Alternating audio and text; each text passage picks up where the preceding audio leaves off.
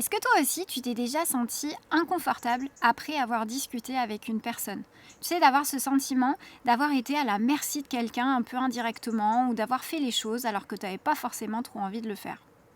Si c'est le cas, c'est que peut-être toi aussi, tu as été manipulé. Alors, tu me diras, je pense qu'on l'a tous été d'une manière ou d'une autre, à des intensités qui ont été variables. Ça nous arrive à tous, dans toutes les sphères de l'existence. Ce qui est délicat avec la manipulation, c'est que quand tu es sous emprise, déjà tu t'en rends pas forcément compte. Déjà, ça c'est la première chose. Et la deuxième chose, c'est que le manipulateur, souvent, tu vas le rencontrer toujours dans ta proximité. Parce que vous avez une intimité ensemble, donc c'est beaucoup plus facile forcément d'avoir le contrôle sur toi. Souvent, ces personnes, elles vont bien cacher leur jeu, elles vont tromper en quelque sorte la réalité par la ruse et vont t'amener alors à faire des choses que tu n'aurais pas forcément envie de faire ou faire des choses à ton insu.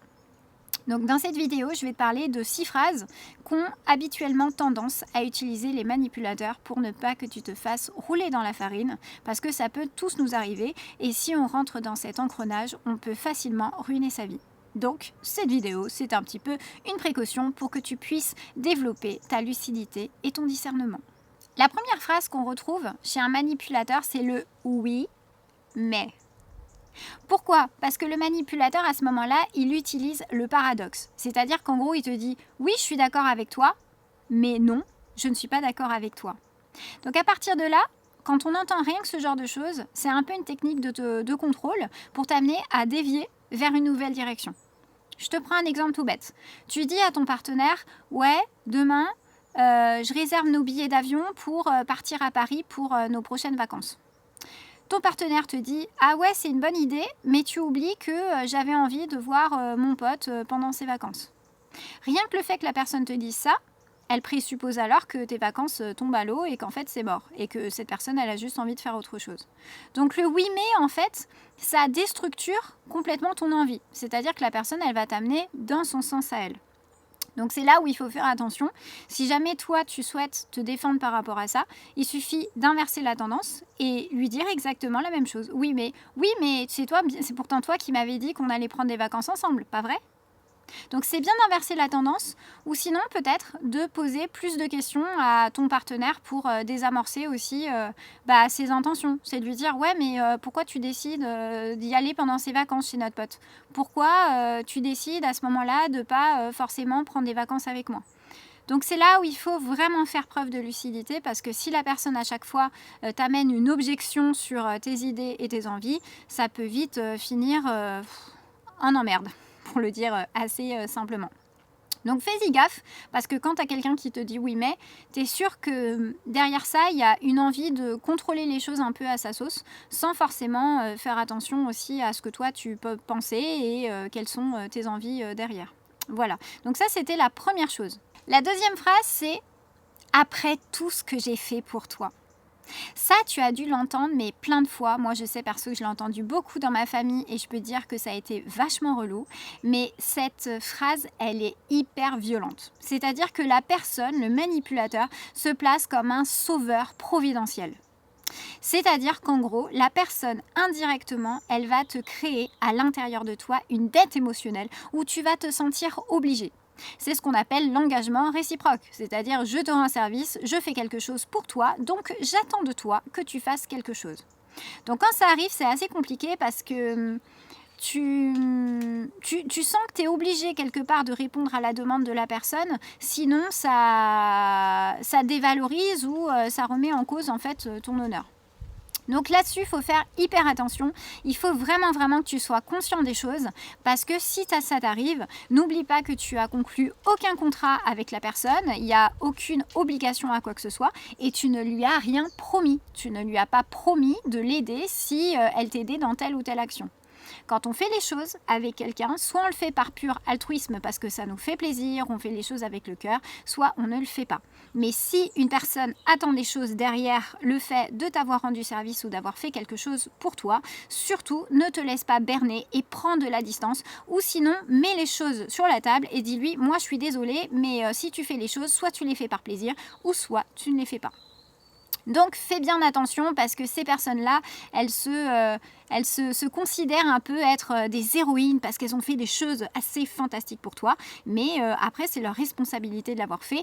Ça ne t'engage pas aussi à toujours donner un retour. Et ça ne veut pas dire que tu es ingrat, ça veut juste dire que quand on fait les choses, on le fait parce qu'on le veut et non pas parce qu'on se sent obligé. Donc ça, c'était la deuxième phrase. La troisième phrase que tu peux entendre aussi dans la bouche d'un manipulateur, c'est quand il te dit « je n'ai jamais dit ça » ou « je n'ai jamais fait ça ». Ça aussi, c'est hyper vicieux, c'est terrible parce que la personne, elle va remettre en question la réalité, elle va remettre en question les faits et elle va remettre en doute ton interprétation de la réalité. Donc là, c'est hyper violent. L'idée, c'est vraiment que tu puisses partir très très loin de ces personnes parce que le manipulateur va chercher alors à falsifier complètement la réalité pour que ça colle à ses propres envies, pour te faire perdre la face. Même si tu sais au fond que ce que tu as raconté, c'était pas du tout un mensonge. Donc si tu as quelqu'un qui te remet en doute vraiment sur ta vérité, je t'invite à fuir le plus loin possible parce que dans ce genre de circonstances, tu ne peux absolument rien faire. La personne, elle va tout faire de toute façon pour te faire passer pour un fou, pour ce que tu n'es pas, mais sache que ça ne remet en aucun cas en cause ta vérité ou ta valeur. C'est juste que c'est cette personne qui a vraiment un problème mental et ça, tu ne peux absolument rien y faire. Donc si ça t'arrive, tu prends tes jambes à ton cou et surtout tu t'en vas loin parce que pour ce genre de personnes, il n'y a absolument rien à faire et c'est pas du tout ce type de profil qui va se remettre en question pour toi. La quatrième phrase que tu peux entendre d'un manipulateur, c'est du style « Ah ouais mais là t'exagères, non mais là t'en fais des tonnes, non mais là t'es vraiment trop émotif ». Alors, si jamais c'est le cas aussi, c'est hyper compliqué ce genre de situation parce que la personne derrière ça, elle va chercher à décrédibiliser tes émotions.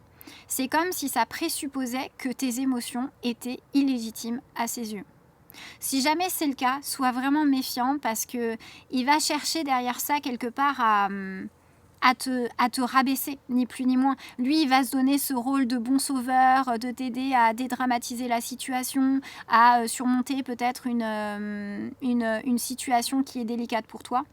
Mais surtout, fais très attention parce qu'à partir du moment où tu as une personne qui rejette tes émotions, c'est une personne qui rejette ton identité. Donc si elle rejette ton identité, c'est qu'elle ne t'aime pas à ta juste valeur et auquel cas tu n'as absolument rien à faire avec cette personne. Donc sois bien vigilant par rapport à ça parce que bien sûr que parfois on peut ne pas accepter des défauts d'un partenaire et ça arrive à tout le monde, mais si tu as quelqu'un qui te reprend en permanence au point de t'infantiliser quand tu exprimes ta vérité ou que tu ressens des émotions, bah quelque part tu vas perdre aussi ta propre indépendance, donc c'est très important aussi d'y faire attention. La cinquième phrase où tu dois vraiment faire attention aussi, c'est « Je suis la seule personne qui te comprend vraiment ». Il faut faire vraiment très attention avec ce genre de personne qui t'expose ce genre de choses parce que elle va chercher à créer en toi une dépendance émotionnelle. Sous sa fausse bienveillance, elle va se faire croire que c'est la seule personne qui est indispensable à ta vie. Et c'est très très très vicieux parce que cette personne-là, elle va chercher à créer un lien exclusif avec toi pour qu'elle puisse être le centre du monde et surtout qu'elle puisse t'isoler des autres pour mieux te contrôler et te détruire. Donc là aussi, il faut faire méga attention parce que c'est vraiment des personnes qui sont souvent dans un manque d'empathie, qui sont très tournées sur elles. Et donc, elles vont faire en sorte de t'isoler pour mieux te contrôler et que quelque part, tu deviennes sa chose, ni plus ni moins. Donc il faut faire très très très attention au même titre que une personne qui te dit tu trouveras jamais quelqu'un qui t'aime autant que moi. C'est pareil, c'est des variantes, mais il faut faire attention parce que ça présuppose aussi que tu ne mérites pas d'être aimé par quelqu'un d'autre. Mais et puis quoi encore en fait, pas du tout. Pas du tout. En fait, tu es parfaitement en droit d'être aimé par n'importe qui et tu n'as pas besoin d'une seule personne au monde pour que ça arrive. Mais encore une fois, il faut faire attention parce que c'est le genre de personne qui va lancer un peu ce grappin sur toi comme une araignée qui t'englue un peu dans sa toile. Et une fois que tu rentres dans cet engrenage, ça devient compliqué parce que comme ce type de personnes vont avoir souvent tendance à déformer ta réalité, parfois tu ne sauras plus forcément faire la part des choses entre ce qui est réel et ce qui ne l'est pas. Voilà, donc là c'est pareil, ne te remets jamais en question. Tu n'as pas besoin de dépendre d'une personne, loin de là. Il aura jamais cette prise sur toi parce que tu es avant tout un être humain avec ta vérité et il n'y a rien qui t'empêche aujourd'hui de refaire ta vie et de t'épanouir dans d'autres circonstances et en tout cas dans des circonstances qui seront bien plus saines que celles où tu peux l'être actuellement. Et la 6e phrase qu'on retrouve beaucoup aussi chez les manipulateurs, c'est beaucoup des phrases en lien avec le chantage. Si tu fais pas ça, je vais faire ça. Donc là aussi, ça prend des hauts degrés voilà, de manipulation qui peuvent ruiner ta vie, mais c'est beaucoup des gens qui vont se servir de la menace et qui vont chercher à exploiter tes propres peurs pour t'amener à céder aux volontés de la personne. Donc là aussi, il faut faire super attention par rapport à ça. Et moi, ce que je te conseille de faire alors, c'est vraiment de fuir parce que la personne va chercher en permanence à te faire du chantage en sa faveur. Et le pire de tout, et là, c'est qu'à partir du moment où tu commences à céder au premier chantage, après, c'est une escalade quelque part aux enfers et la personne, elle peut te demander de plus en plus et c'est sans fin. D'ailleurs, je fais une petite aparté, hein, si un jour il y avait des violences, alors c'est verbal hein, ou physique, surtout n'hésite pas à te faire aider, à t'entourer, à en parler de personnes si tu as conscience voilà, que tu es sous emprise et qu'il y a quelque chose qui cloche aussi dans la relation. Et de ne pas oublier aussi, si tu te retrouves dans ce cas-là, de poser une main courante aussi auprès de la gendarmerie parce que c'est des choses qui sont ultra importantes et c'est pas des choses qu'on doit prendre à la légère.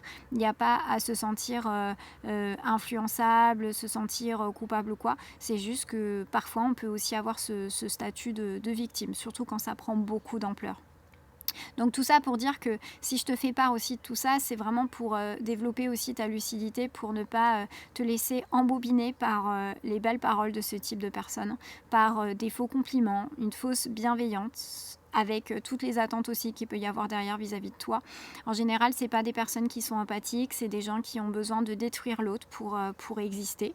Et parti de là, quand tu commences à reconnaître ce genre de profil, le mieux c'est de t'en éloigner au maximum. Surtout quand tu commences à avoir des faisceaux d'indices, parce que souvent ça commence doucettement, et puis après ça prend de plus en plus d'ampleur, jusqu'à que la personne se sente prisonnière et ne trouve pas d'issue à cette situation. Mais sache que tu n'es pas tout seul et qu'il y aura toujours des proches ou quelqu'un qui pourra t'aider, y compris la gendarmerie, parce que c'est important aussi parfois d'acter les choses. Voilà, j'espère que cette vidéo elle t'a plu, je la trouvais importante parce que je vois quand même qu'aujourd'hui c'est assez récurrent de voir de la manipulation partout et puis parfois on a un peu du mal à la déceler aussi même dans des simples discussions. Donc voilà, j'espère que ça a pu faire sens pour toi, j'espère que ça a pu t'inspirer. Si jamais c'est le cas, n'hésite pas à me laisser un commentaire pour voilà, m'exprimer aussi là-dessus ton vécu et puis à aussi t'abonner si jamais ça n'a pas été fait pour ne pas rater les prochaines vidéos. Et puis moi, d'ici là, je te fais de gros bisous, je t'embrasse et je te dis à bientôt. Ciao!